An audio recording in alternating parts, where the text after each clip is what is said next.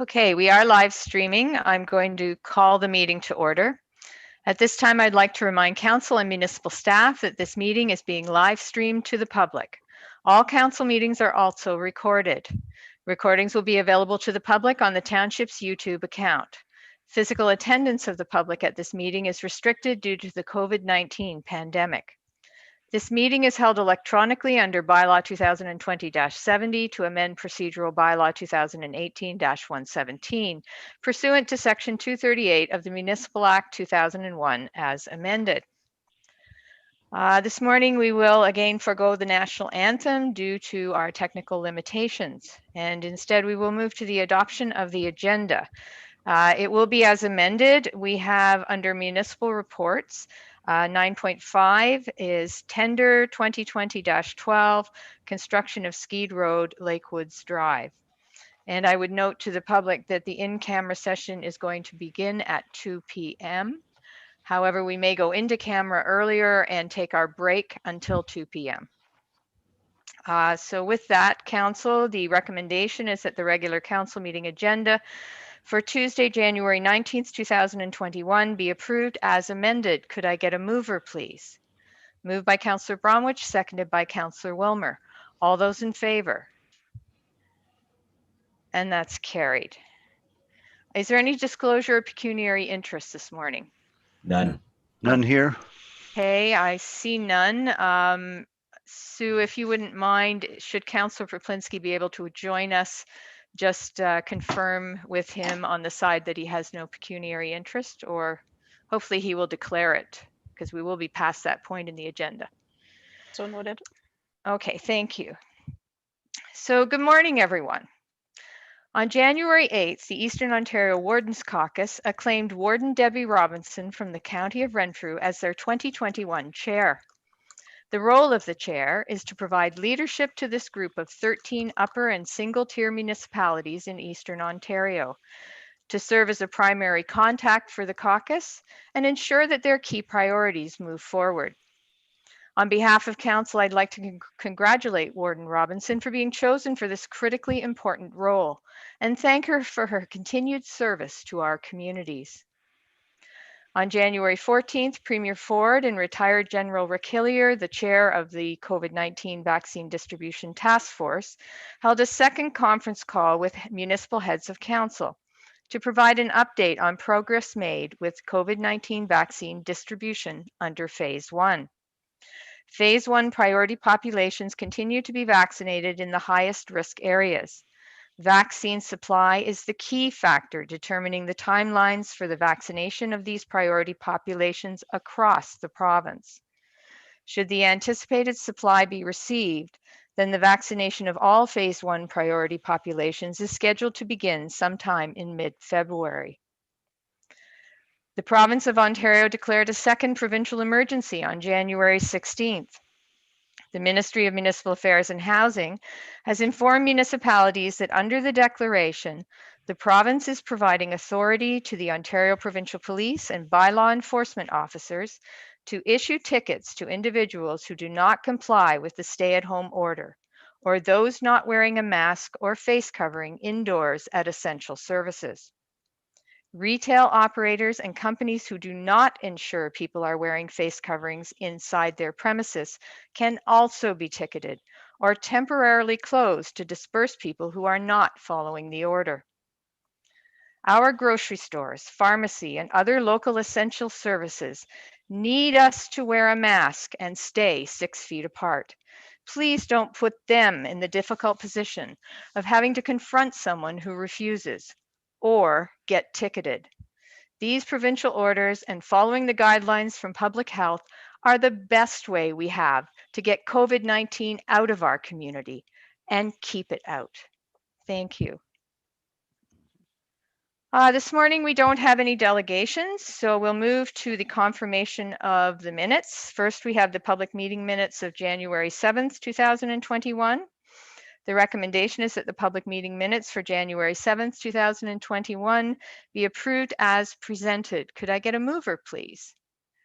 Moved by Councillor Wilmer, seconded by Councillor Schulist. Are there any errors or omissions on these minutes? Okay, seeing none, all those in favor? And that's carried. Okay, we'll move on to the council and committee meeting minutes of January 7th, 2021. And staff has updated me, so we're going to do this by the shorter method. So I'm going to ask Sue to read the recommendations. That the council and committee meeting minutes, that the council accept the Barry's Bay Drinking Water System Final Inspection Report 2020-2021 as information, and that the Ontario Clean Water Agency Aqua expenditures are approved as presented, totaling $19,816.90 for invoices work order 2037373, 2000 418 191743, 196174, 196528, and those were the recommendations from the operations, water, wastewater, and facilities. Recommendations from, did you want me to read all the way through them? We can, yeah, you can, and I will just go back to the chairs to see if they have any comments. Thank you. So Recreation and Community Development Committee, that council accept the summer students 2020 report as information, and that staff is directed to apply for the 2021 Ontario Summer Experience Program, and that staff is directed to apply for the 2021 Canada Summer Jobs Program. And under the Finance and Administration Committee, that council provides approval to the CEO clerk to sign the Infrastructure Ontario Parole Office termination documents. Okay, and could you just read the top of the recommendation, please, Sue, just so we're... That the council and committee meeting minutes from January 7th, 2021 be as presented with the four aforementioned recommendations. Okay, thank you. Could I get a mover, please? Moved by Councillor Wilmer, seconded by Councillor Bromwich. Okay, I'm going to ask Chair Schulist if he wants to speak to the recommendations for his committee. Oh, and he needs to unmute himself. Okay, I have no problem, Madam Mayor, with anything under operations. Thank you very much.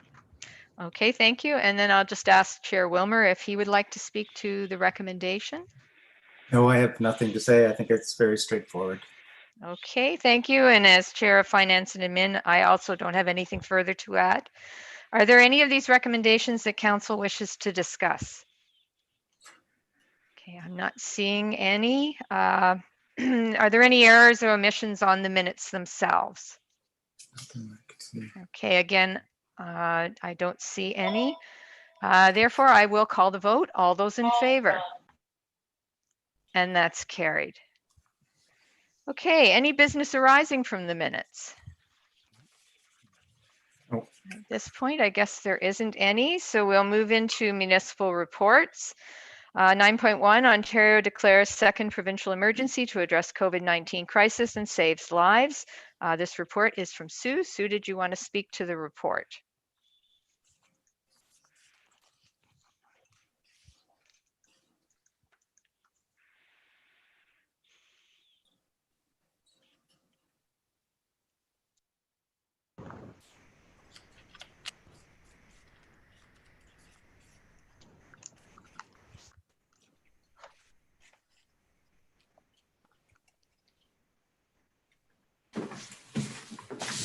Well, I got a picture, but I don't have any sound. Councillor Pawlinski, we can hear you. Okay, now I can hear you. Okay. Yeah, I got shut right out and it just kept telling me that the host would be with me soon. So anyway. Okay, your video isn't on, however. Okay, thank you. There you go. There we go. Okay, Sue, did you want to speak to the report? Oh. Apologies, I'm just back. I had lost sound. If you could repeat the question, please. Sorry. Okay, so I just introduced the Ontario declares second provincial emergency to address COVID-19 crisis and save lives, the municipal report. I wondered if you wanted to speak to your report. No, I basically just, unless council has any questions, I just provided it for council just as an update as to where we were at. And also we had consulted to advise that we have once again started our ECG group so that we can get some updates from the CEMC and the CEMC designate as well. Okay, does council have any questions for the CAO on the updated information? I'm not seeing any. I guess then we'll accept that report as information. Next is patio licensing COVID implication. And Sue, did you want to speak to this? Yes, we brought that forward only because there's been a change. There's been no change to what will be allowed. It's just that they've extended the date to allow the businesses within the township throughout Ontario to extend the patio license requirements. I did contact our local representative from AGCO, and they have stated that yes, it will be extended to 2022. So we just thought we would just amend the resolution so that it can include the new date. Okay, does council have any questions, or shall I just have the CAO read the recommendation? Any questions on this? Yeah, I'm not seeing any. Sue, would you like to just read the recommendation?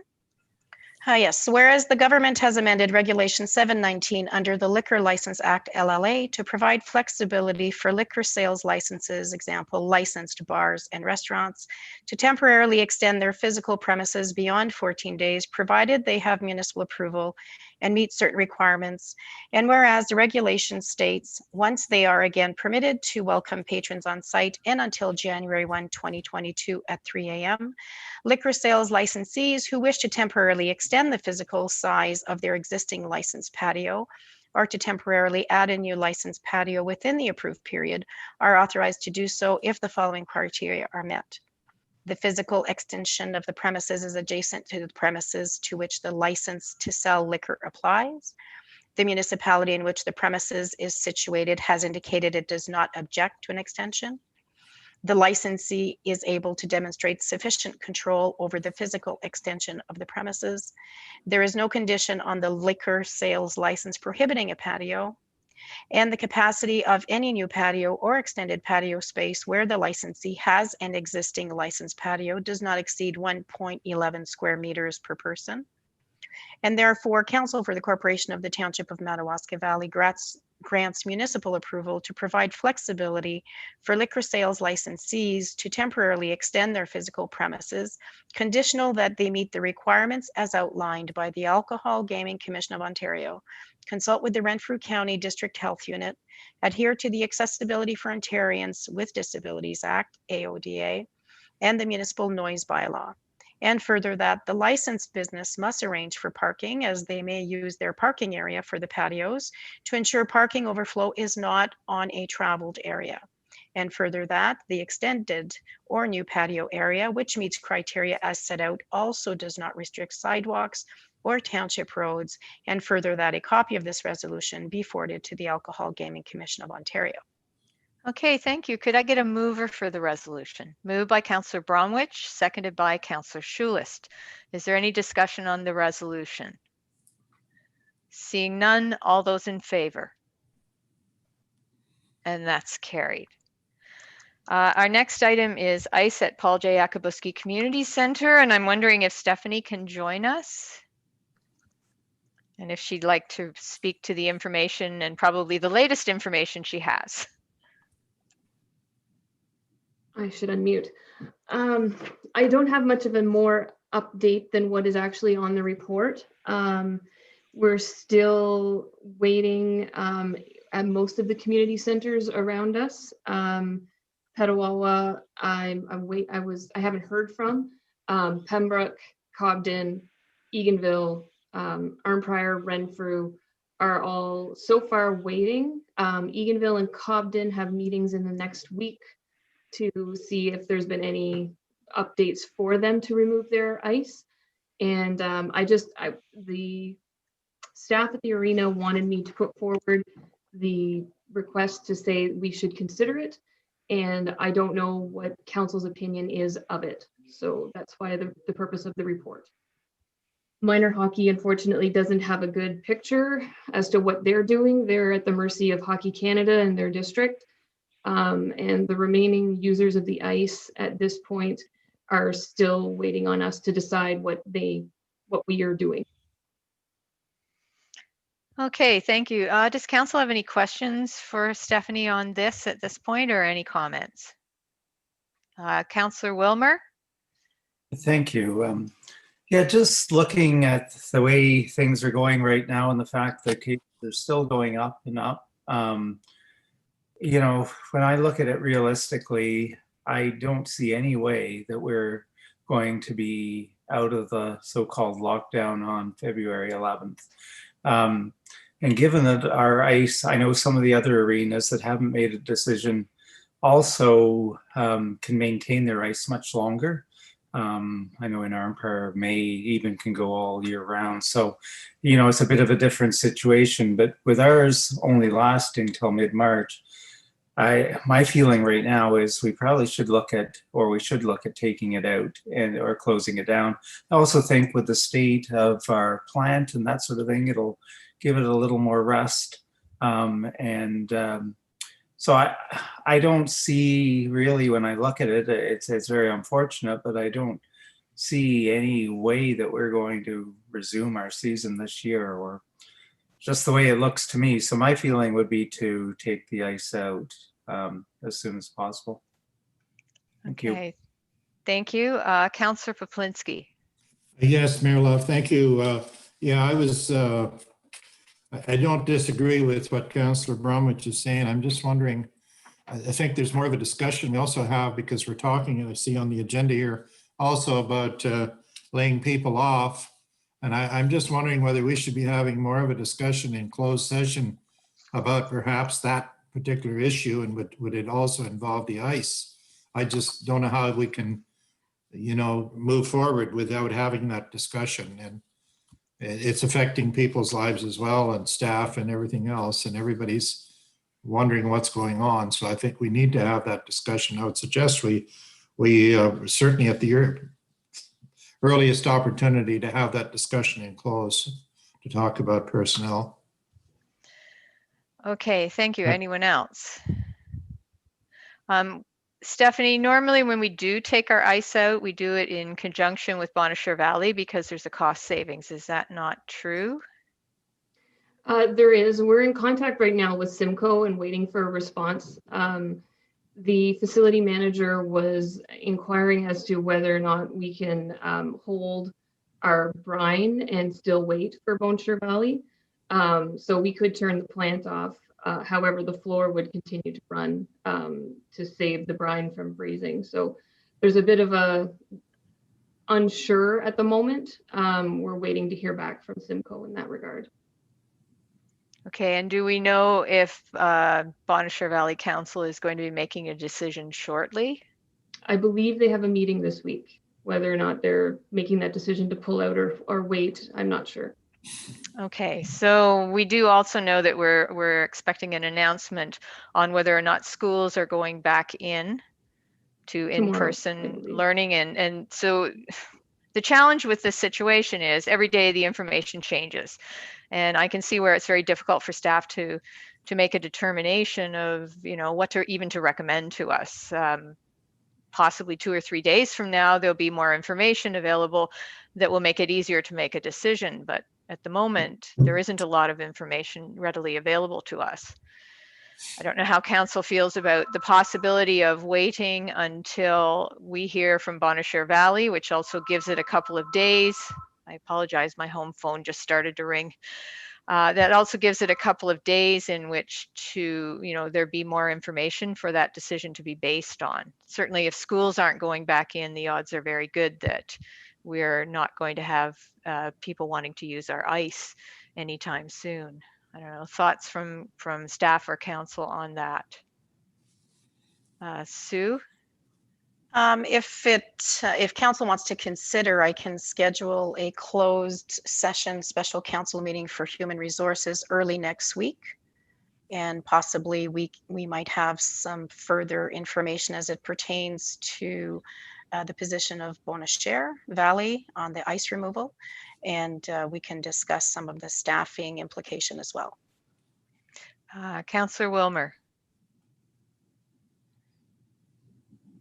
I would agree with that. I think Councillor Poplinski has a good point regarding the staffing. So I would wait until if we could set up that meeting early next week, and if as Stephanie is saying, Bonashare is meeting this week, then we should have some information there too. So I could support that, but I do feel we should be looking at taking the ice out, but we'll wait and see after we get all the information together. Mhm. Okay, my only challenge with early next week is you got me in the middle of the Roma conference for which I have duties. So I am not particularly available Monday, Tuesday, or unfortunately Wednesday because that's county council. So the earliest I could be at that meeting is Thursday. However, if council wishes to proceed with that, while I think also Councillor Poplinski, you're at the Roma conference as well, I am virtually. indeed. Yes, Yes. so we're engaged for the first 2 days of the week. I have no problem with having that meeting. I know I can't do it until Thursday. So council will have to decide if you feel it's more urgent to do it sooner. Councillor Bromwich. Yeah, just a quick question here. What is the cost per day, just average, to keep the ice on? Like looking at cost savings also here, I would agree with Councillor Wilmer there that we should be taking this ice out. We're in a situation here where we don't know where we're going from day to day, let alone month to month. So, and the cost factor is a big deal. I think if we just remove the ice, get it out of there, because you only got 3 weeks or so before, the end of the season anyway, by the time February 20th gets here. So I'll just leave it up to council's decision on the rest, but I would agree with Councillor Wilmer. Stephanie, do you have any idea what the cost of maintaining the ice per day is? I don't think it's very expensive or very cheap. We reached out to Simcoe to help us with that, and it is difficult to assess. From some of the information that we're receiving from other municipalities, I would estimate upwards of $1,500 over the 20 days that we spent, that it's been locked down. So that would work out to just under $100 a day. Okay. But that doesn't include the overhead, like I'm going to say the lights, some of the dehumidification is hard to determine that amount. So I would be very hesitant to rely on that. I mean, our hydro bills at the arena are substantial. So to say that the plant alone costs only that, the heat that runs the building runs through our dressing rooms. The water lines run through the dressing rooms. We need all that to run the plant. So it's here and there. Okay, thank you. Okay, so the cost savings are difficult to determine because we're still going to have to heat the building. I mean, there are certain things that still have to continue. It's just whether or not we take out the ice. Councillor Poplinski. Yes, thanks, Mary Love. I'm just wondering, Stephanie, can you tell me if the ice is still available on the outdoor rink in Barry's Bay? It is. The ice at the outdoor rink in Barry's Bay is open. Okay, and people are using it, I assume? Is that correct? I would say the usage is down. People are using it, but the usage is down. Yeah, but people are still access to it. They're not being, like I saw in, I think it was Toronto or someplace down there where they were putting ice salt on the rink to stop the kids from going on it. So they're going out onto the lakes. That doesn't make sense, but anyway, it's happening. Hopefully that's not happening in our township. And I guess the other question to that is the rink in Cumbermere, depending on what happens now at the next announcement, are we going to maintain the ice if the weather is suitable? I don't think staff has any reason to want to not maintain that ice. So I would say yes, we're going to continue to maintain both ice surfaces. Okay, good. Yeah, unless there's other information that's forthcoming that causes us to shut everything down and crawl in a hole someplace. I guess that's what we'll have to do. But anyway, thank you. Councillor Wilmer. No, I was just going to say, no, there's a difference between the outdoor and the indoor. I mean, we can still have up to 25, and there's been no indication that they will do anything further to shut that down so far. But the difference with the indoor rink is the facility is closed, and I don't see it reopening on February 11th. So, but no, I think it's wonderful that we have the three rinks operating, and I know it's been difficult with some of the weather, but there's certainly there's certainly a lot of people who look forward to them. And I think it's down partly too, because I've never seen so many outdoor rinks on the lake. And there's many, many really good ones and elaborate ones that are around. Councillor Schulist. Yes, Chair, Madam Mayor, and back to you about what is the significance of us making a decision on the ice surface because of Boncher Valley? I mean, I don't quite understand that. I know we're linked in with probably minor hockey, or what's all this about? I just didn't understand that. The company that comes to drain the plant usually comes at the same time of the year for both facilities. Therefore, there's a bit of a Okay. cost sharing. Oh, I see. Okay. Right. So there's a slight cost savings to doing it in conjunction with Bonnechere Valley, but also I believe our minor hockey at the moment, I'm not sure they're sort of working in conjunction with Bonnechere Valley, or they're a very small group at this point. Stephanie, can you explain? So because of the way the bubbles work this year in minor hockey, Barry's Bay and Eganville have been playing games within themselves. They have their own bubbles created. So shutting down the Barry's Bay ice pad and opening it back up on February 11th, if that's what the province decides, could potentially have the kids around here not having an ice pad to play on, but the kids in Eganville still being able to play. So it's the way that the bubbles worked this year. Okay. All right. So there is a connection with how minor hockey's working with Bonnechere Valley, but also we do have some cost savings to doing our shutdown together.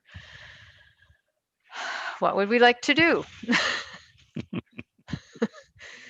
Do we want to defer the decision for now and see what Bonnechere Valley does? Do we want to instruct staff to, if Bonnechere Valley takes theirs out, to have ours taken out at the same time? What would we like? Councillor Wilmer. Not think though that Bonnechere Valley is in the same situation. They probably want to know what we're doing. So Everybody's asking. The trouble is their meeting's after ours. Well, and that's why somebody has to make a decision. And I still think, given our situation, taking it out is probably the right thing to do. I do agree, as I said earlier, with Councillor Peplinski that we should hold an in-camera session to discuss staffing. But I think as far as the ice goes, I think, we've got to somebody's got to move first, and our meeting happens to be before theirs. So my feeling is we should take the ice out. Councillor Bromwich. Yes, could we have a motion put on the table to justify that? Like, I would go along with that also. We at least will take the lead, and that will spur Bonnechere Valley on to making their decision, depending on when they get together with us, with the people that take the ice out. But I would go along with removing the ice, and let's make it clear to everybody that's where our direction is going. So. Okay, Councillor Schulist. Yes, Madam Mayor. Yeah, I recall back in the fall when we made that decision of putting the ice in, because we were thinking of at that time, should we put it in or not? And we said at any time we get into these kind of crises, we're going to make that decision of closing it down. Stephanie, am I correct on that? I think so, eh? I'm not sure. I don't remember. Yeah. So anyway, I feel comfortable right now. I mean, I hate to do it, but I would support closing it down, because really, even after February 11, we're not guaranteed. To me, the way everything is going, we'll probably have to shut it down anyway. And it's only a month that's left of any kind of activity on the slab. So somebody wants to put a motion on the table. I think Councillor Bromwich was thinking of it. Well, I'll gentlemen, Councillor Bromwich. Oh, you're muted, sir. I will so move that we remove the ice.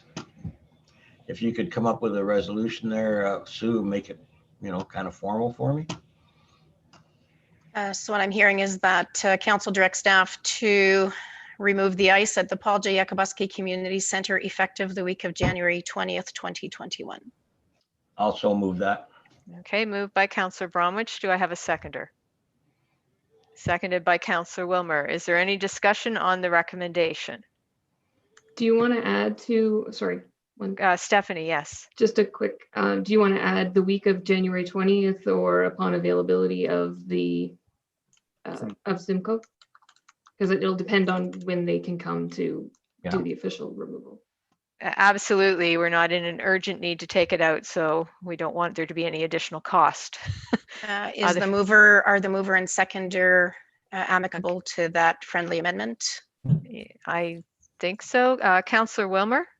Yeah, I'm just wondering, do we want to add as part of it also the staffing issue, and that we hold, do we want that, hold a in-camera session to look into staffing issues arising from this decision? Proposing to add in that a human resources special council closed meeting be scheduled for Thursday, January 28th, 2021. Which would be the Thursday of next week. Okay, are the mover and the seconder okay with that? And are people available Thursday? There's even more to the point. Could we just double check? Is everyone available Thursday? Yes. Okay, I'm not seeing anyone saying no. So that now, are the mover and seconder okay with that friendly amendment?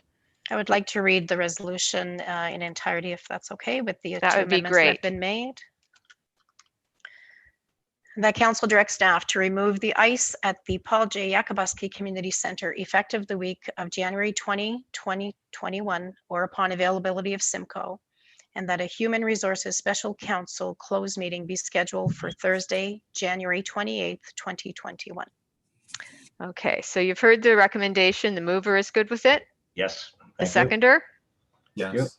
Okay. Then is there any discussion on the recommendation? Councillor Poplinski. Yes, Mayor Love, my only thing is that I don't disagree with putting a date. However, I'm wondering if we should have a little caveat saying unless circumstances change. Because it sounds like we put ourselves in a corner, then how are we going to deal with that? If circumstances, if they come out and say, no, it's fine to open up the ice, I don't know. I'm just putting that out there. Are we not doing ourselves a great disservice by not including something like that? Staff? Anyone want to speak to that? I don't know that would, I'm not sure what to say. So It could regardless, be- the ice is going out. Is that what we're hearing? That was the recommendation of the facilities manager because we've been told that until February 11th, the ice would be out. Not available, sorry, not out. Yeah, Would not be not able available. to be used. Okay. Yeah, like I said, I don't disagree with that, but I just don't want to be in a situation where they come back, find out we've jumped the gun on it. I mean, we're paying people for being there to begin with, so what is it going to change? I think that we should have that little out, give ourselves that opportunity to, if we need to, if circumstances change, and how much is it going to cost then to put that ice back in if that's what we're going to do? I don't think we're going to do that. So, but everything is in flux. It doesn't look good. It's not a very good picture, but I'm just wondering, so this resolution is so in stone that doesn't give us any flexibility whatsoever, which I don't agree to. Okay. All right. I'm just trying to figure out how to address that. Sue, could you read the resolution again and see so I can think if there's any language that would work? That council directs staff to remove the ice at the Paul J. Yakabuski Community Center effective the week of January 2021 or upon availability of Simcoe, and that a human resources special council closed meeting be scheduled for Thursday, January 28, 2021. So the only suggestion I could make would be to wait until either A, Bonachure makes a decision, or we wait until after the meeting of January 28th.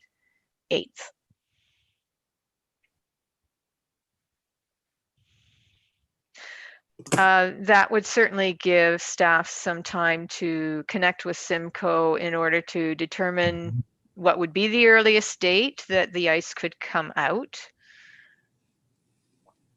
Do members of council feel that this is a decision that could be deferred until Thursday of next week and have staff look into what that date would be. Obviously, it's not going to be probably before Thursday of next week.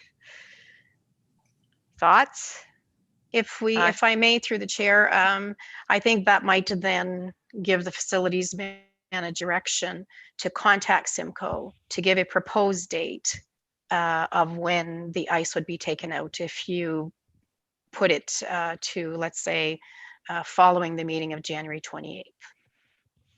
We would at least would be in this sequence or in, on the schedule. Okay, Councillor Wilmer? Yeah, well, if we're going to do that, then I think also staff could at least indicate to Eganville that the direction we are thinking of going. Again, so that they have some direction from us, that this is what we are thinking of doing. I really don't think much is going to change in the next week or so. You're not going to have the province open up recreation facilities. So, but I think, yeah, we could leave it another week because it gives time to deal with some of the staffing issues.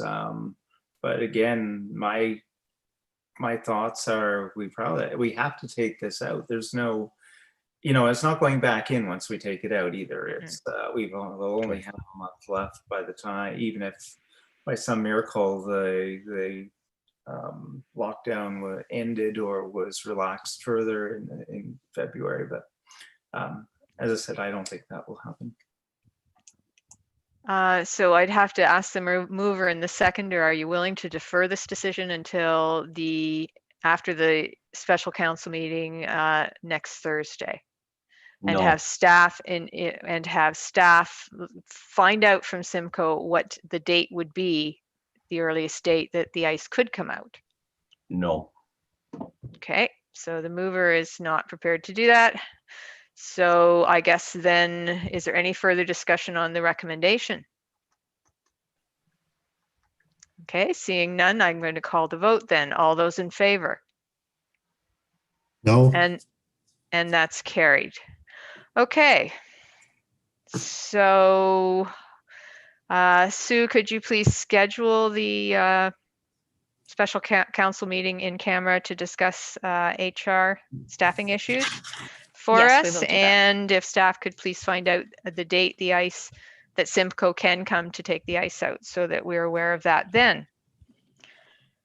And now I'm just looking at where we are at. Is there anything further then, Stephanie, that you need from us in regards to that decision? Okay. Then we will move on. Grants update 2021. And Stephanie, did you want to speak to this?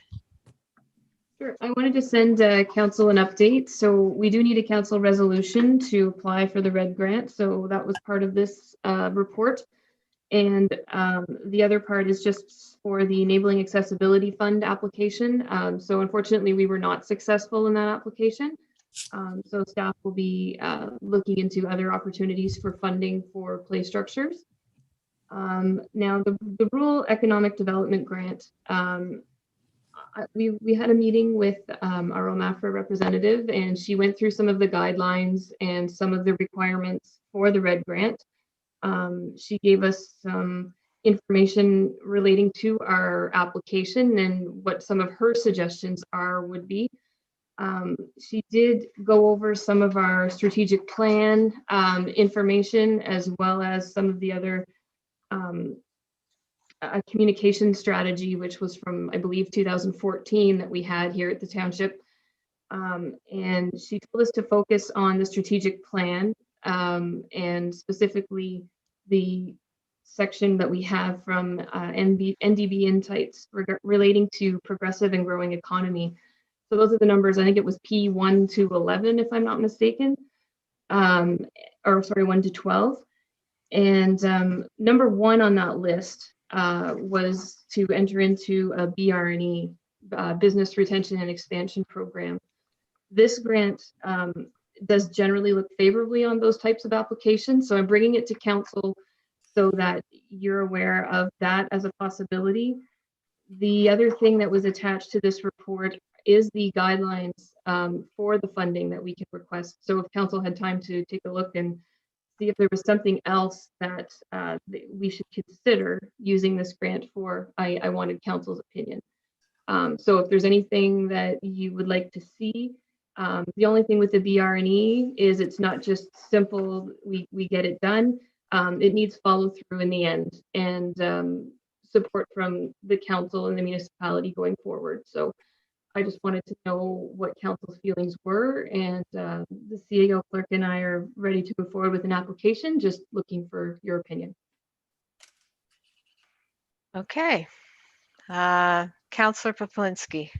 Yes, thanks, Mary Love. I'm just wondering, Stephanie, do you have any plans right now, like that you could tell us, explain what you're thinking of doing? I'm not sure what you mean. So in the report, Well, you've had this now for the last couple of months and working on it. There must be something. We're going to be spending this money. We must have something in mind that we should be talking about. so in the report, I mentioned the BRNE as a project, and also additionally, there could be streetscaping funding used or enhancement of Wi-Fi services.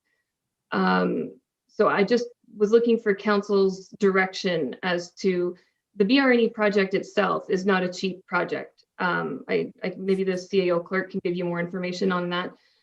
But from what we've gathered, it's about $100,000 venture.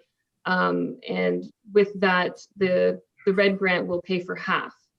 So it's that type of project that I need to know if I should move forward with that or with something additional and or smaller that we can move forward with. Okay, Councillor Poplinsky. Yeah, if I could just follow up with that. So you mentioned it's an expensive project. If that's so, how much? I know we're subject to getting a grant, but how much are we going to have to put into it in order to do something? Is it 50%. I'm sorry? 50%. 50%. Correct. So we're looking at probably $50,000 and not really sure what we're doing here. I really think that we should, from what I understand in the material that was provided, this grant is going to be available down the road as well, or a very good chance of it.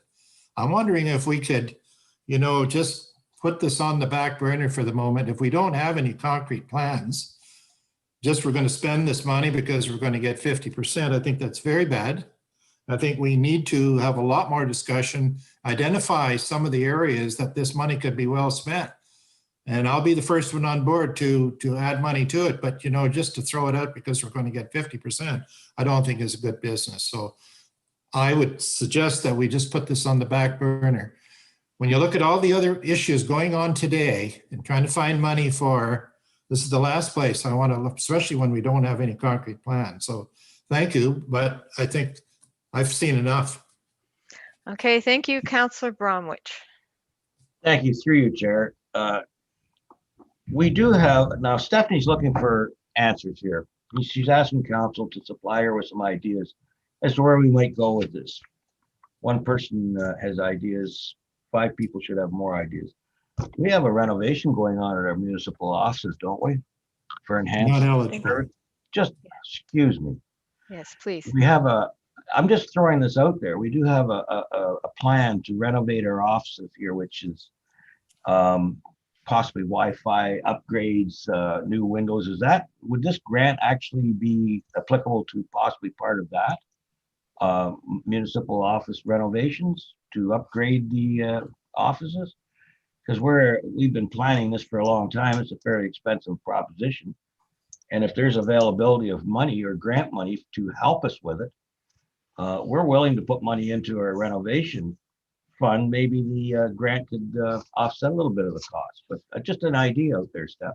That's all I'm giving you. Thank you.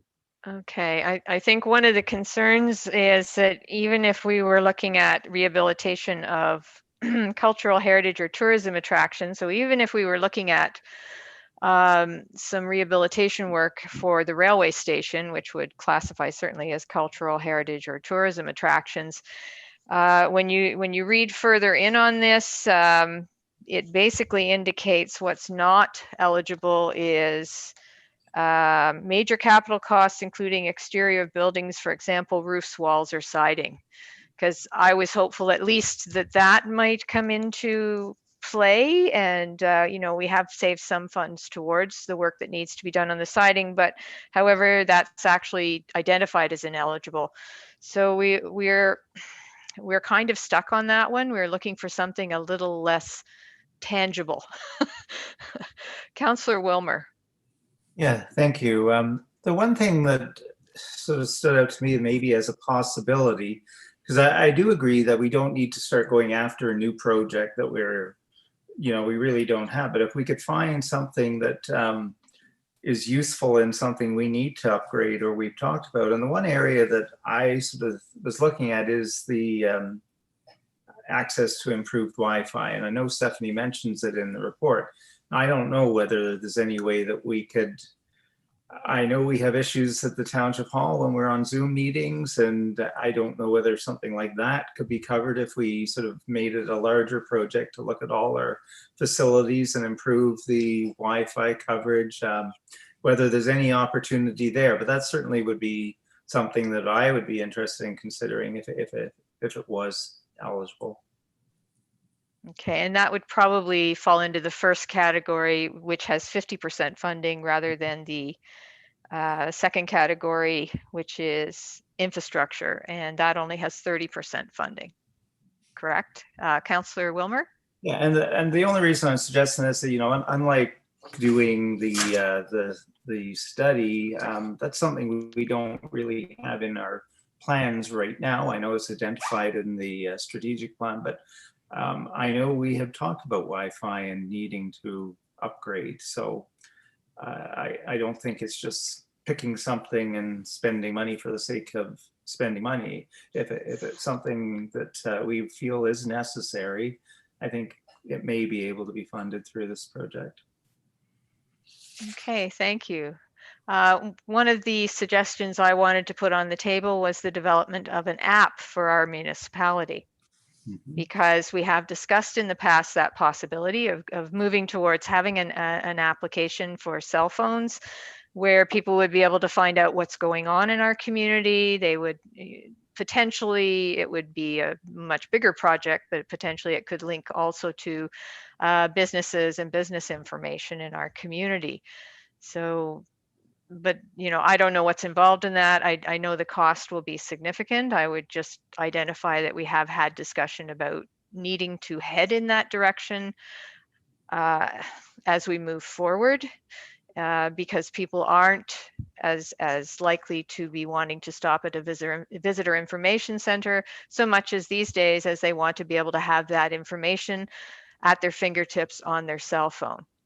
So that would be something I'd put on the table as possibly fitting into technology adoption, innovation initiatives in that project type, but I don't know. You'd have to really investigate that further. Sue, you had your hand up. Yes, I was just going to mention that out of many of the objectives that we had in our strategic plan, the streetscaping and landscaping, which allows for minor capital projects defined through previously completed strategies. So we did identify them in our strat plan that improve the design quality of public areas. We talked about, we have 3 unique communities, but we have one banner, Madawaska Valley Township. So some of the priorities identified as objectives is wayfinding signage, beautification like lighting, banners, murals, street furniture, public art, trees, and Wi-Fi equipment, software for public use. So to be able to increase the public use of Wi-Fi at the Commermere Hall, if you're outside, do you have more access? At the railway station, do you have more access? And then the beautification, like the banners and lighting, do we want to upgrade the lighting on the posts in Commermere so that they're similar to what's in Barry's Bay, newer lighting, or in Wilno, we don't have any street lighting. Trees, we've had discussions about, future cooling in some of our beaches and some of our parks. So that's why we brought it to council. Staff is not looking for a make work project. We're trying to save money by being able to meet some of the strategies that were set, some of the objectives that were set that possibly were not all going to happen at the same time. But that one there appears to check a couple of the boxes. Absolutely, we can wait till the next round if that's council's desire as well. We just didn't want council thinking that we had missed an opportunity. Okay, thank you. Councillor Bromwich. Thank you, through you, Chair. What about the old one? Drag it back up again. Outdoor digital sign. Would this qualify? No. No, we did. Sorry, maybe Stephanie can speak to that, but no, that doesn't qualify for that. Okay. Okay, what about, I know last year we did do some testing of, I think they were called desert planters. What about something like that? Because those planters, did they work? First off, has staff confirmed that they did assist us in not having to water as often? They did work. Yep. I think staff were pretty happy with the ones that they had. There was one that I'm not sure if one of the little holes in the side for drainage got plugged, so we'll have to sort out what happened to that one. But for the most part, I think they worked well. Okay, so that's a possibility if we're looking at streetscaping for something we could be investing in that would save us money over time because it's going to reduce the amount of watering. Do we know when this grant will come back open again? Do we have any sense of how long this is going to take? It's usually September is the second intake. Last year, though, the September intake was based on county-wide initiatives, not local. So it's hard to say. Normally there was a 2 time per year intake. Okay. I certainly, we've given you some fairly diverse ideas. I don't know that we've given you any clear direction though. So this is pretty challenging. When does this application have to be in, Stephanie? February 1st. Yeah, so I mean, we really don't have sufficient time to develop any one of these ideas and have a comfort level with that, considering that we are looking at putting at least 50% of the of the cost of the project or possibly up to 70% of the cost of the project. Council, your thoughts on us maybe having further discussion along some of the options that have been presented today, if staff could investigate them and see if they're even eligible, to make certain they are eligible, because we may be better off putting in a solid application in September should we have that opportunity rather than trying to go ahead with something with very little time to develop it. We know we're going to have a lot of budget stresses this year. So comments, Councillor Wilmer.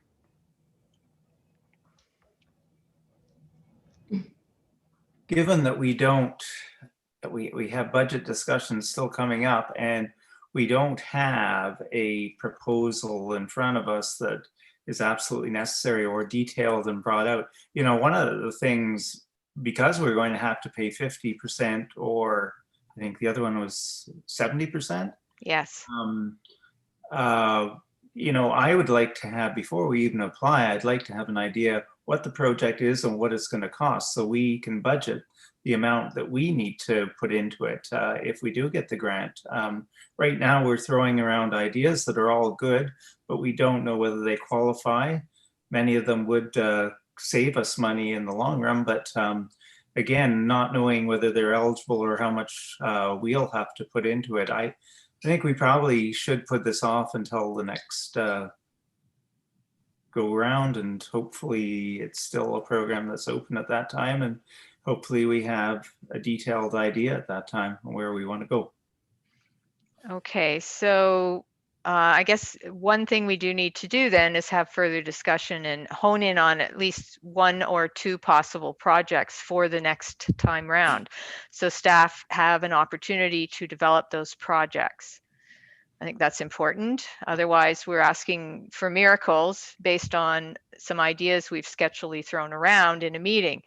I'd like to give them the time to develop that, and also to verify if any of the projects we've mentioned today, are they eligible or aren't they? Stephanie, is that something you could look into? Some of the things we mentioned today, just to give us some sense of what would be eligible so we could develop a decent project for the next application. Yep, I can bring some information back. That would be great. Is council good with that at this point? Sue? I just wanted to add, so staff meeting next Monday, we're bringing forward, we're completing the report card for the strategic plan. We said we would bring at every budget discussion, seeing what of the strategic plan last year has been completed, what isn't, and maybe in that column, we could identify a couple of areas where we think maybe would qualify for red funding. We can do it that way. Okay. All right, so let's bring this, is it too early to ask that this be brought to the next council and committee meeting? Just some ideas or a little bit of clarity on what that we've talked about today, what would be eligible, what isn't, so we can start this process of honing in on what we could do. Is that too soon, or are we good with that? No, I think that's feasible, and we can, we'll actually just include their report card at that point. Okay, that would be good. I think a lot more discussion, because we've got to have a better sense of what we want to do. As it's been mentioned, every dollar we're spending that's taxpayer dollars, we want to make sure we're getting good bang for those bucks. So let's have a lot more discussion on this. Okay, we're good with that at this point. All right, so with that direction, you didn't need a resolution on that direction, Sue? Okay. Then with that, we will bring this back to committee. And we'll move on now to 9.5, which is the tender 2020-12, construction of Skeed Road and Lakewoods Drive. And is Hillary going to join us? Just wondering if he's available. There he is. Good morning, Hillary. Good morning, everyone. Did you want to speak to this report that you've added to our agenda? Yes, I can. Okay. So we advertised on Bid and Go. It's a very good tool because it's active. If there's any addendums or whatever, and they can be put on right away, so everybody gets the same information. We had six individuals submit a tender, which was a very good. Usually we get 2, 3, sometimes 4 if we're lucky. So it was a good mixture. And they seem to be, there's a range between 2,032,000 to the high of 2.851 million. So it seems to be within that range. And the next step is we're going to review it with the township engineer, Mr. Andrew Mansfield from WSP. And there will be more information once we do that to see where we're going with this. It's for information purposes at this point. It's only 3 days ago. Okay, thank you. Does council have any questions for Hillary on the information they have in front of them? Okay, I'm not seeing any questions. So basically at this point, the engineer hasn't confirmed that the lowest bid complies with all of the components that were requested in the tender. Is that right? Correct. Okay, so we're awaiting that information. All right, so I guess we will then accept this as information and thank you. I don't think it was a surprise to anyone. All right, okay with that, we will then accept that and move on. Our next item is bylaws. Bylaw 2021-04 regarding the site-specific zoning bylaw amendment of Lot 22, Concession 9, Geographic Township of Jones from rural RU to limited service residential exception 64, LSR-E 64, K&A Logistics Limited, KAL-2021-13. The recommendation is that bylaw 2021-04, being a bylaw to amend bylaw number 2006-26 of the Township of Madawaska Valley as amended, be given first and second reading this 19th day of January 2021. Could I get a mover, please? Moved by Councillor Wilmer, seconded by Councillor Schulist. Is there any discussion on the bylaw? Seeing none, all those in favor? And that's carried. The recommendation is that bylaw 2021-04 be given third and final reading this 19th day of January 2021. Could I get a mover, please? Moved by Councillor Poplinski, seconded by Councillor Bromwich. Any final discussion on the bylaw? Seeing none, all those in favor? And that's carried. Bylaw 2021-05 regarding the interim tax levy for 2021. The recommendation is that bylaw 2021-05, being a bylaw to provide for an interim tax levy and to provide for the payment of taxes and to provide for penalty and interest of 1 1/4%, be given first and second reading this 19th day of January 2021. Could I get a mover, please? Moved by Councillor Bromwich, seconded by Councillor Schulist. Any discussion on the bylaw? Seeing none, all those in favor? And that's carried. The recommendation is that bylaw 2021-05 be given third and final reading this 19th day of January 2021. Could I get a mover, please? Moved by Councillor Poplinski, seconded by Councillor Wilmer. Any final discussion on the bylaw? Seeing none, all those in favor? And that's carried.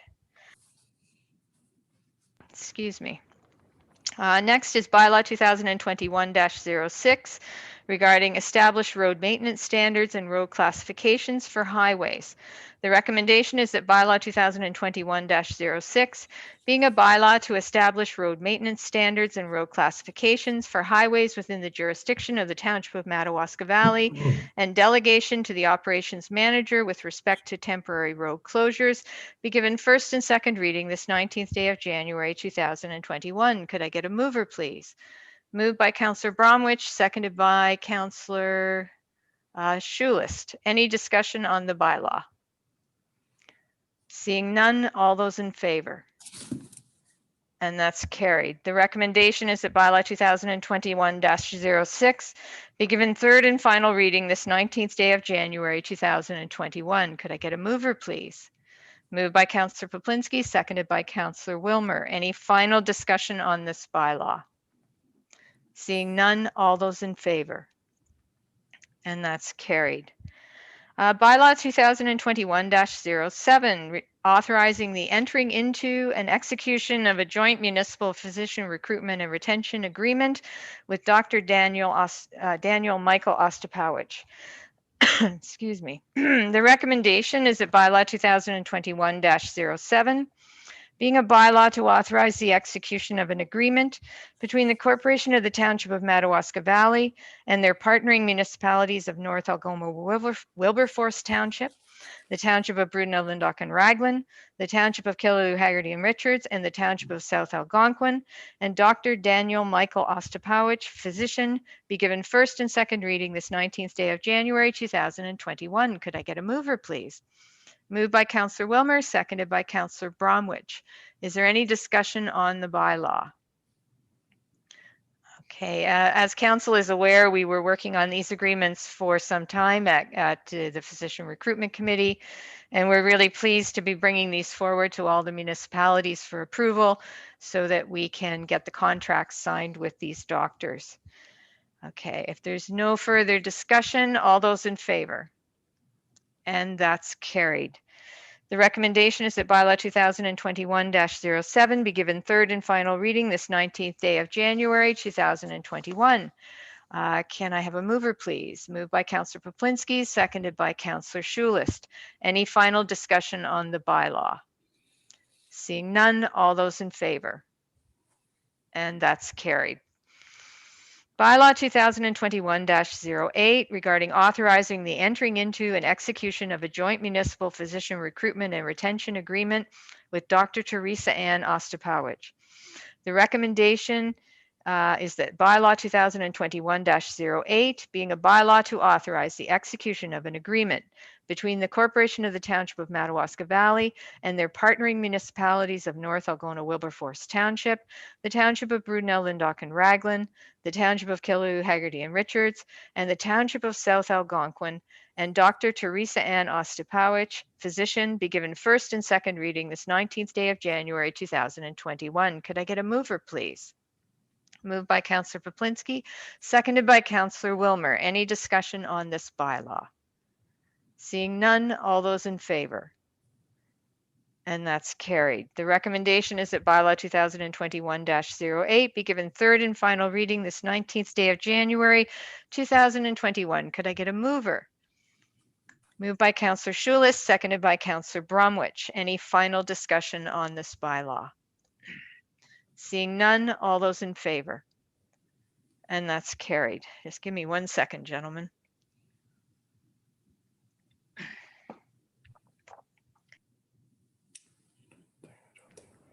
Okay. Bylaw 2021-09 regarding authorizing the entering into and execution of a joint municipal physician recruitment and retention agreement with Ms. Erin Murray, sorry, not Anne Murray. The recommendation is that bylaw 2021-09 being a bylaw to authorize the execution of an agreement between the Corporation of the Township of Madawaska Valley and their partnering municipalities of North Algona Wilberforce Township, the Township of Brudenell, Lyndoch and Raglan, the Township of Killaloe, Haggerty and Richards, and the Township of South Algonquin, and Ms. Erin Murray, medical student / physician, be given first and second reading this 19th day of January 2021. Could I get a mover, please? Moved by Councillor Wilmer, seconded by Councillor Schulis. Is there any discussion on this bylaw? Seeing none, all those in favor? And that's carried. The recommendation is that bylaw 2021-09 be given third and final reading this 19th day of January 2021. Could I get a mover, please? Moved by Councillor Poplinski, seconded by Councillor Bromwich. Any final discussion on this bylaw? Seeing none, all those in favor? And that's carried. And the Physician Recruitment Committee will be issuing a press release on these doctors and the signing of these agreements. We're really, really pleased to have these physicians and this medical resident who will be a physician come hopefully August of 2021 coming into our community and being being able to add doctors to our community has been a super important work that we've been doing, and we're very excited about these. So there will be a press release forthcoming, and it may take a bit of time to get these contracts all signed because each municipality has to approve these bylaws, and some municipalities are only having their next meetings only happen in the beginning of February. So we are in the process. We will get it done, and we're very excited and very pleased for our community.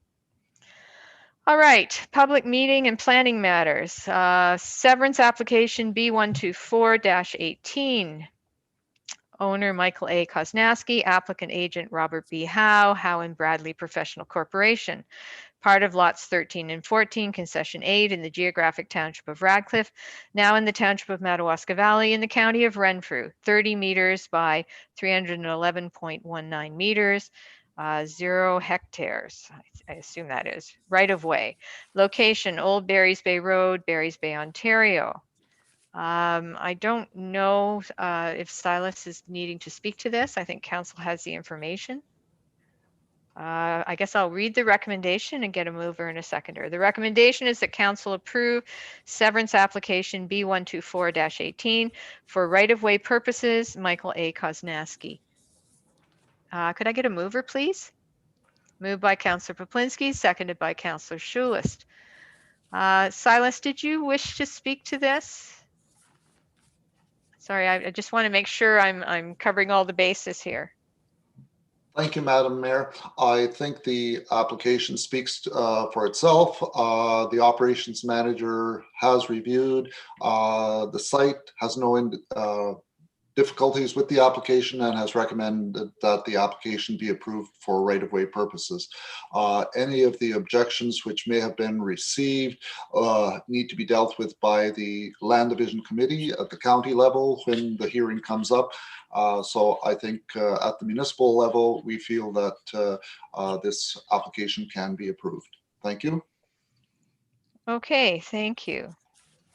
So any discussion or questions from council? I just want to make sure we've had a chance to talk about it. Councillor Bromwich. Yeah, thank you, through you, Chair. Yeah, I just brought up the issue with Silas when I read this, that there was letters sent by a couple of residents regarding their objection to this being approved. And thank you very much, Silas, for all your trouble in getting these letters back. The copies from Robert Howe, Gail Wachowski, and Constance Wachowski. And I'll leave it up to the Land Division up in Renfrew to take care of the objections. It's nothing, I don't think it's anything that we have any skin in the game here, so we'll let them deal with it at their level. So there's no conflict here if we approve this, is there? There's the option for them to pursue their objections at the county level. Is that right, Silas? That is correct. Okay, fine, thank you. Okay. All right. So any other questions or comments on the severance application? Okay, I'm not seeing any, so I'll call the vote. All those in favor? And that's carried. Thank you, Silas. Under correspondence information, 13.1 municipal guidance document, operation of off-road vehicles on municipal roadways, January 1st, 2021. Any comments or discussion from council? Councillor Poplinski. Yes, Mayor, thank you.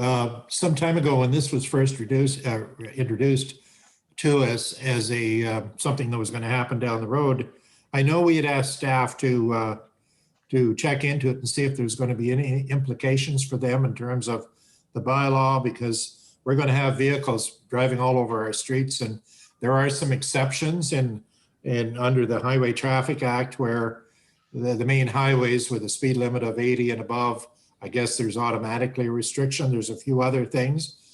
Have we considered all of the implications here, and are we prepared to deal with this?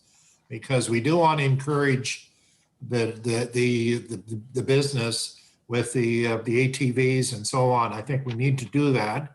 I think we have a wonderful area for it. However, we also have to protect certain areas. So I was just wondering if there's been any concerns expressed at all by this particular act.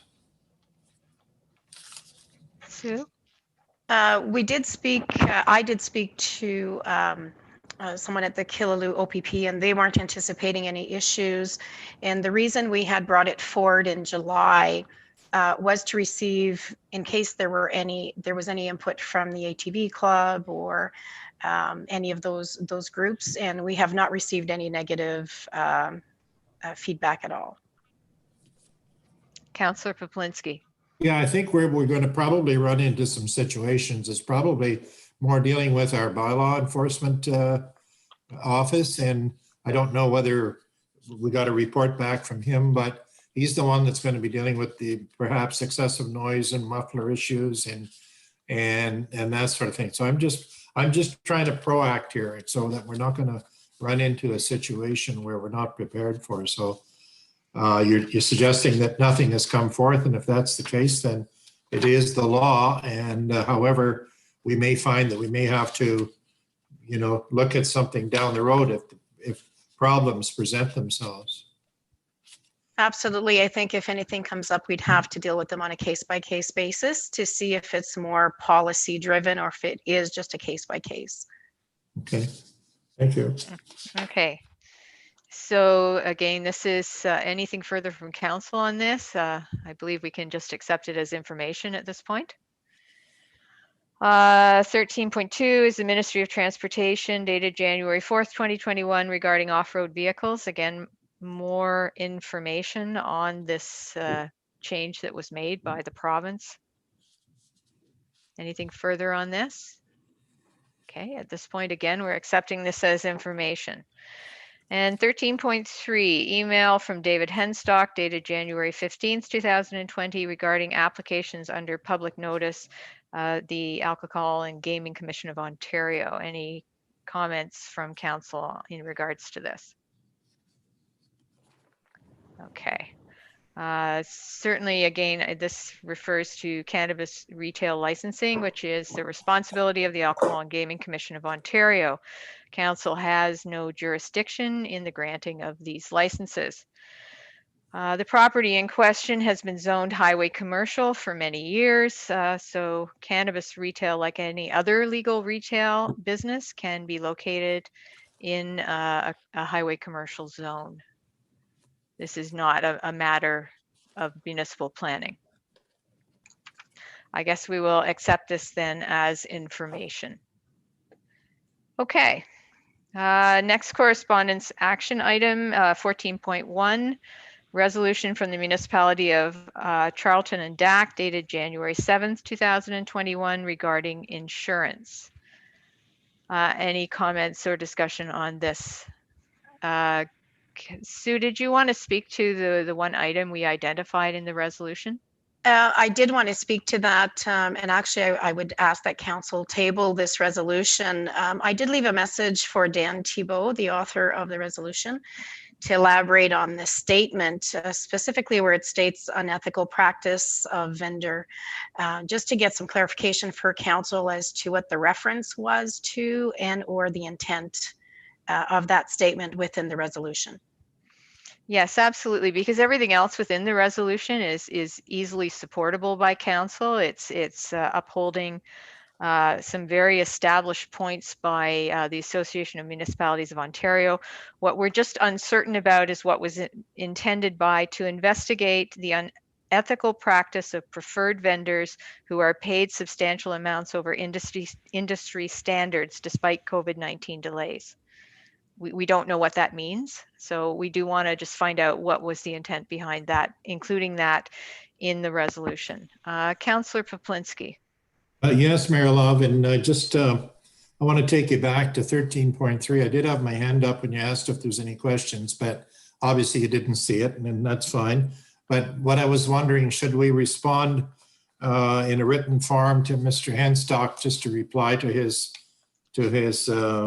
letter? I would recommend that we do so. Sue? Absolutely, I will do that. Okay. Thank you.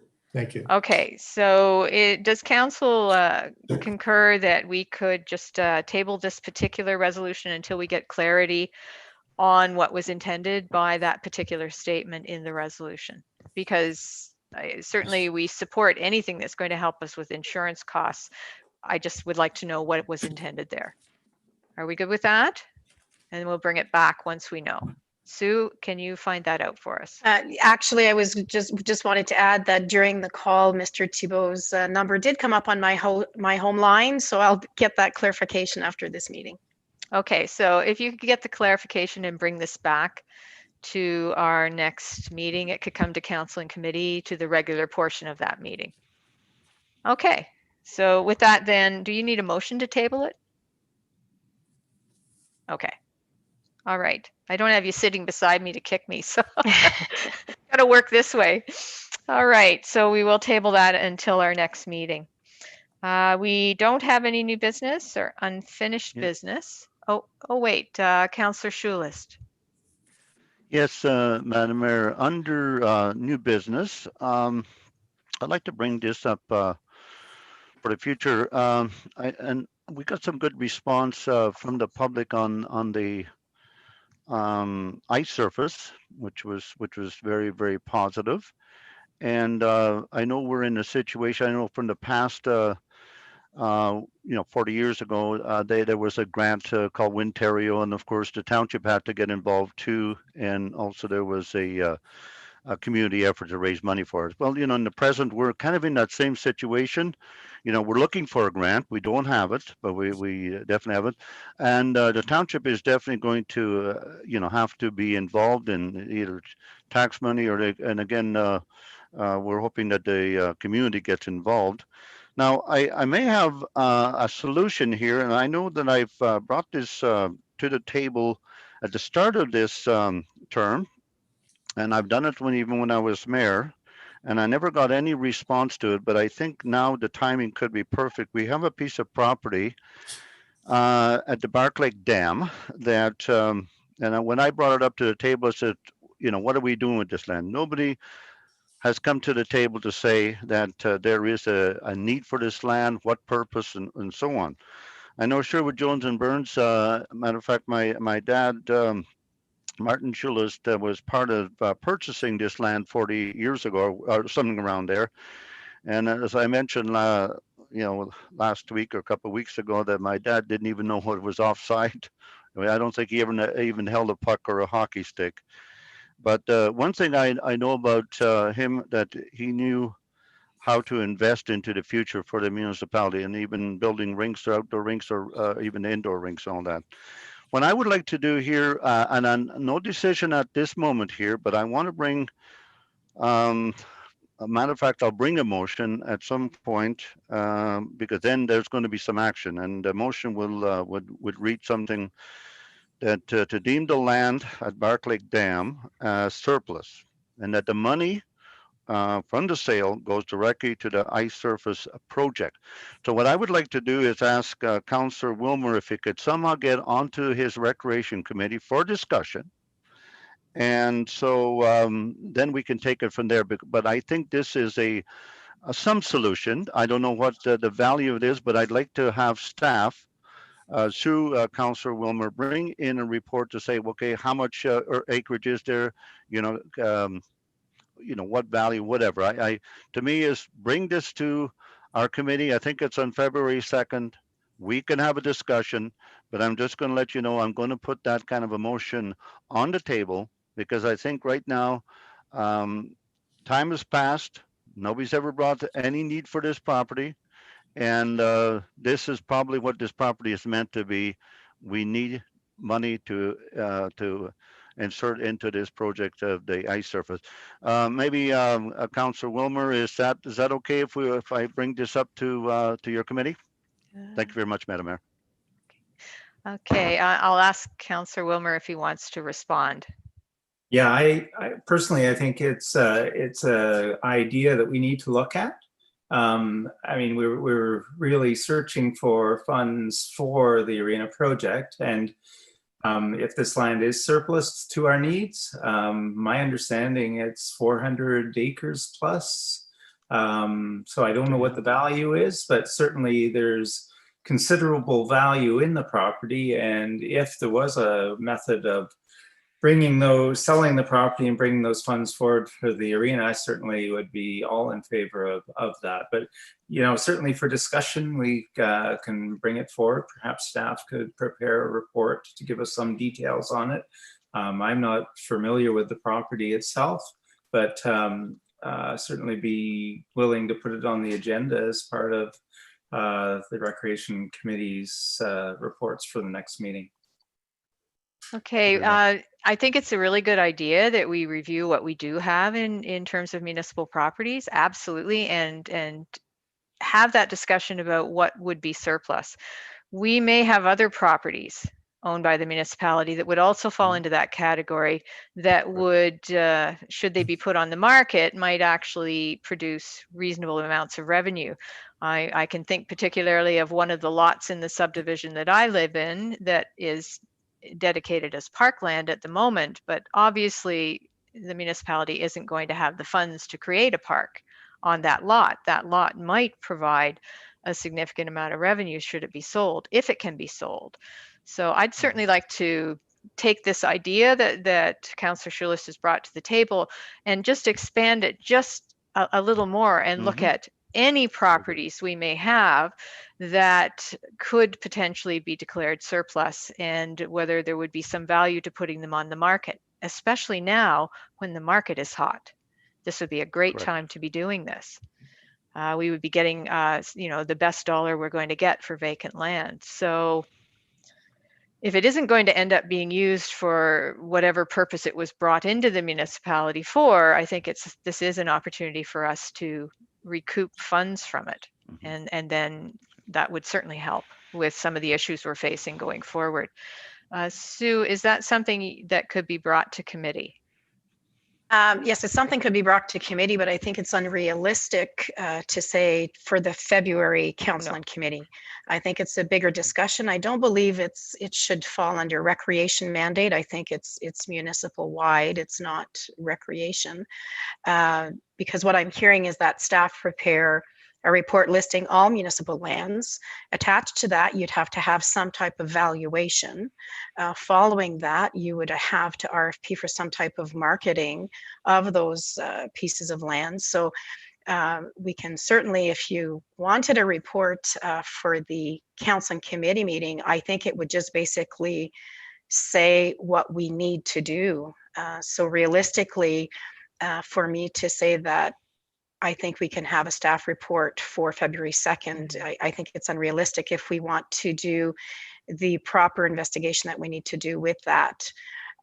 We'd have to involve many departments to be able to list all of the properties. And you would also want to have the previous reports that were prepared on some of those properties and why they were retained and what the initial purpose of those pieces of property were, to have like the full background on all those properties.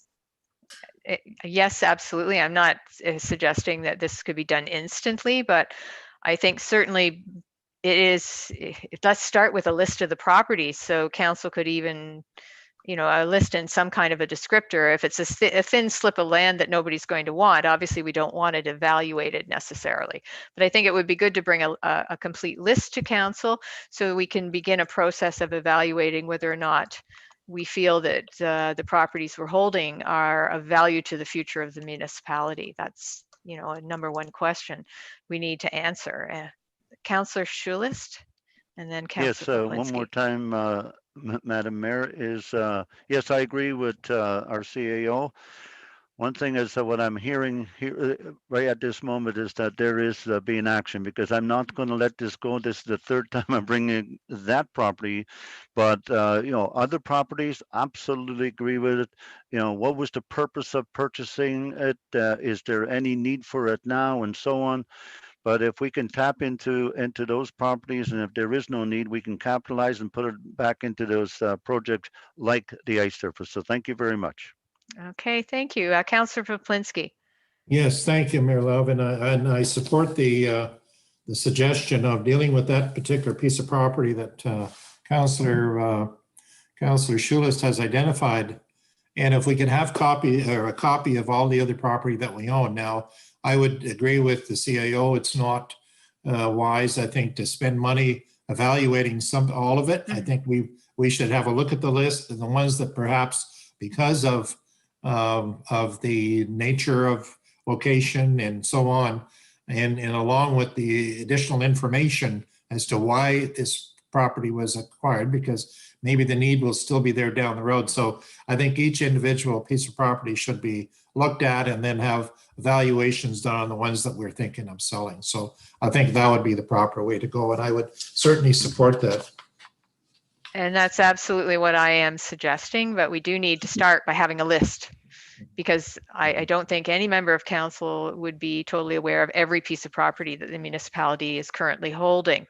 So could we possibly, Sue, start the process with a list, with a list and a bit of a description, and that's when staff can bring that to us. I would anticipate if you can't do it for the February meeting, let's shoot for the March meeting, so that we have in our minds, we have a deadline by which we will start the process.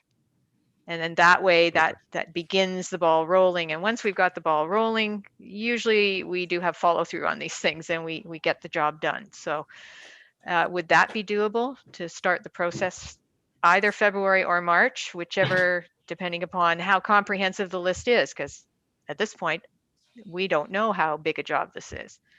Absolutely. Okay, is council good with that? Let's get the ball rolling, see what we actually are sitting on as a municipality, and maybe we could put it to a better use. Some of these properties could end up being properties paying taxes into our municipality, so that would be a good thing. Sue. That's right. I wanted to add also another item under new business if Okay. discussion on this matter is finished. I think so. I think we've got a pretty good direction there. So Sue? Okay, also I wanted to advise council, there was staff direction to bring a presentation regarding development charges, the pros, the cons, implementation, the cost. And I do have a GP2G has agreed at the next council and committee meeting for the planning portion to give a presentation about information that council should be aware of as to what is involved in implementation and how development charges can be used. If I believe that was something that council want to look at prior to budgeting. And so that presentation, it'll be a delegation from Brian Whitehead at the next council and committee meeting on February 2nd. Okay, any comments or questions on that? I think again, this is going to be to provide us with information so that we can begin to look at what makes sense going forward as our municipality is growing and evolving. So we need to have a look at this again. All right, that's great, Sue. Thank you. We'll look forward to that delegation. Is there any, oh, Councillor Wilmer. Yeah, I just have one item too, and Sue basically touched on it a little bit, but just wondering, Sue, if you could give any updates on what our budget discussion schedule will be like this year. I'm just wondering, we're heading towards the end of January, and I'm wondering if we thought of putting any dates aside or anything yet. I'll have the treasurer send out some emails with some potential dates and some timelines. Okay, thank you. Okay, well, that would be good. We certainly recognize that everyone is busy with many, dealing with the many nuances of the COVID changes, but we do have to get on with our budget. Okay, Sue.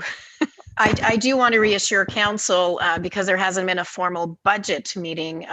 There has been consultation about the capital with the department heads, as well as compiling the year-end data and updating some of the information. So it's not that it hasn't been discussed. We're just trying to compile all of the information and ensure that department heads are engaged in reviewing what was done, what needs to be done. And so those will already be populated in the sheets when we have our budget meeting. Okay. Yes, we understand there's work going on in the background. Absolutely. And along with that, we also have the transition to the new software. So, bear with us. We know staff is working hard on that transition, but it can be challenging at times. So, as we've all felt when you get a new bit of software or another update on something and suddenly it doesn't work the way you thought it did. Okay, so we'll look forward to that from the treasurer and getting that process going. So if there's nothing further, we are going to go in camera, but I am informing the public what we're doing is we're going in camera now. We are about to then take our lunch break. Council will come back to the in-camera session at 2 p.m., which is when we are going to be addressing the one issue we have in camera. And then after that, we will come out of in camera. So we are taking a break until 2 p.m. Once we get in camera, and we'll pass a motion to that effect. So the in camera, the recommendation is that the meeting enter in camera session to discuss matters pertaining to personal matters about an identifiable individual, including municipal or local board employees, advice that is subject to solicitor-client privilege, including communications necessary for that purpose. Ontario Municipal Act 2001, Chapter 25, Section 239, 2B and F. Number 1, Wishart Law Firm update regarding court file number CV-19-00082269-0000. Could I get a mover, please? Moved by Councillor Poplinski, seconded by Councillor Schulist. All those in favor? And that's carried. Okay, so